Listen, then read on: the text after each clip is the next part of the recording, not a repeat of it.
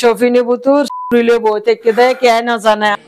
চট্টগ্রামের সাতকানিয়ায় পারিবারিক কলহের জের ধরে নিজ সন্তানের আঘাতে বাবার মৃত্যু হয়েছে। এই ঘটনায় সন্তান রিয়াদ হোসেনকে গ্রেফতার করেছে পুলিশ। গতকাল রবিবার রাত 8:15টার দিকে কাঞ্চনা ইউনিয়নের 2 নং ওয়ার্ডের নয়াপাড়া গ্রামে এই ঘটনা ঘটে। জানা যায়, গতকাল রবিবার রাতে উপজেলার কাঞ্চনা ইউনিয়নের নয়াপাড়া গ্রামে পারিবারিক বিভিন্ন বিষয়ে বাবা ছেলে কথাবার্তা বলছিলেন। এক পর্যায়ে তাদের মধ্যে ঝগড়া বেঁধে যায়। এ সময় রিয়াদ ঘরে থাকা দিয়ে তার বাবার গলায় আঘাত করে। পরিবারের অন্য সদস্যরা হোসেনকে উপজেলা স্বাস্থ্য কমপ্লেক্সে নিয়ে যাওয়ার পর চিকিৎসক ঘোষণা করেন।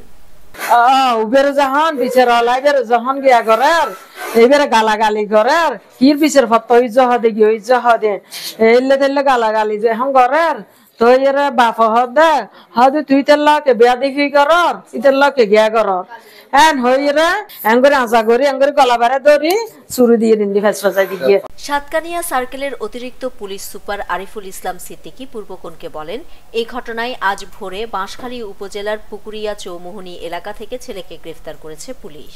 গতকাল সন্ধ্যার পর আমরা একটি সংবাদ পাই যে আমাদের যে উত্তর কাঞ্চনা নয়াপাড়া এলাকায় একটি পারিবারিক জের ধরে একজন ছেলে কর্তৃক তার বাবা ছুরিকাঘাতে মৃত্যুবরণ করেছেন এবং আমরা সংবাদ পাই। তখন পরবর্তীতে আমরা ঘটনাস্থল পরিদর্শন করি এবং বিষয়টির সত্যতা পাই এবং এই বিষয়ে তার স্ত্রী আমাদের থানায় একটি মামলা রুজু করেন। আমরা আজকে ভোরের দিকে আমরা তার যে ছেলে রিয়াদকে আমরা গ্রেফতার করতে সক্ষম হই এবং তাকে বিজ্ঞ আদালতে এই বিষয়ে পরবর্তী ব্যবস্থা গ্রহণের জন্য প্রেরণ করা হয়েছে।